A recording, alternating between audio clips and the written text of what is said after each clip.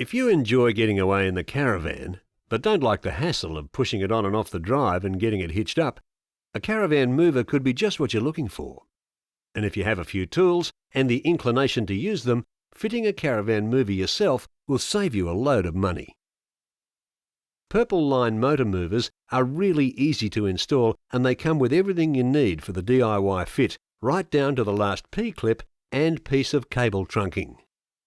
But if you're in any doubts as to whether you want to fit the mover yourself, this instructional video may help you make up your mind. The best way to go about the task is to give yourself enough time and have a clear plan of the steps involved. You should fit the mover with the caravan parked on a hard, flat surface, and it's a good thing to enlist the help of a mate if you can. Unpack the boxes and lay out and check the parts before you start. You can reference these with the parts list in the user manual, and you should also read and understand the safety guidelines. The fitting procedure can be broken down into 3 stages: fitting the mechanical hardware, installing the electronics, testing the functionality of the mover. Purple Line movers are designed to fit both Australian and European caravans, and usually adapter plates will need to be fitted to the more ruggedly built Australian caravan chassis, which is a pretty straightforward job. Essentially, the adapter plates allow the mover motor units and drive rollers to be positioned correctly to the tyre. They also provide the L-shaped profile that the mover will clamp to. Bolt holes will need to be measured out and drilled through the caravan box chassis, so the plates hang down, ready to accept the motor mover fitting clamps. The user manual shows the position and gives measurement for where the plates should be fixed. With the adapter plates fitted, you can fit and secure the motor assemblies. Start by loosely assembling the left and right motor units and crossbar assembly. Keep all bolts finger tight for now.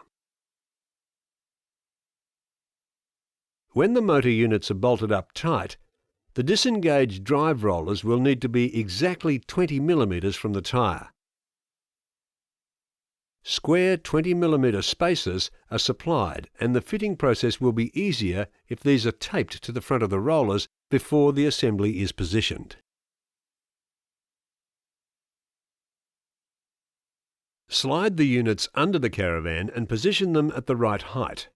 Wooden blocks or something similar will do. Loosely fit the 2 clamping plates to the chassis plate and attach using the bolts, nuts and washers. Again, these should only be finger tight at this stage. Now make sure the main crossbar and cross actuation centre bar are positioned in the middle of the caravan. The marker on the centre bar will help. Now it is all loosely fitted, slide the assembly towards the tyre until the 20 mm spacer is touching. It's really important to get the distance spot on, so check it carefully before you tighten any of the clamping bolts. When you're happy that all is correctly positioned, you can tighten the 4 clamp bolts and self-locking nuts. These will need to be tightened using a torque wrench at a setting of 40 foot-pounds. Check that 20 mm distance again before tightening the 2 pinch bolts and locking nuts, again to a torque setting of 40 foot-pounds. Finally, tighten the crossbar and cross actuation bar assembly bolts to a torque setting of 9 foot-pounds. Obviously, repeat the process if you're fitting a 4-wheel drive system. Now the main mechanical installation is complete, you can start on the electrical fit. Before you start, make sure the caravan battery is disconnected. The electronic control unit will need to be fitted in a suitable location in close proximity to the battery. An under-seat locker box is usually a favourite, where it can be mounted horizontally or vertically. Fix the control unit using the 4 screws supplied. If you're fitting a 4-wheel drive system, you should mount both control units fairly close to each other. Now you need to drill a hole through the floor for the control cables to pass through. It will need to be about 150 mm in front of the control unit, and you should check that the hole does not fall on top of any pipes or a chassis member. Now you can route the motor cables up through the floor and connect them to the control unit or units in accordance with the user manual instructions. It's important to keep the motor cables all the same length, and the best way to do this is to bring them to the centre of the caravan before routing them to the control unit. Mark the cables for the motor units using the cable markers provided. Now you should run the cabling inside the cable trunking and back up through the floor. Then you can fix the trunking using P-clips and screws provided. Finally, with the cable ends passed through the hole, check that they're equal length and cut them. Then strip back about 5 mm of insulation and attach and crimp the spade connectors. Next, you're going to need to run the battery cables to the control unit. An isolation switch needs to be fitted in line on the positive connection cable, and usually the best place for this to be mounted is in the battery compartment. Again, use the nuts, bolts and connectors provided, and you should run the cabling inside the trunking for extra protection. Once you have fitted the isolator and cabling, you can connect the cables to the existing battery terminals, but make sure they are the right way round. Reverse polarity will damage the control unit. Now fit the spade connectors to the battery cables and connect to the control unit. Now the electrical installation is complete. With the mechanical and electrical installation finished, you can now test that the mover is operating correctly. But before you do this, you should read and understand the operation safety guidelines shown in the user manual.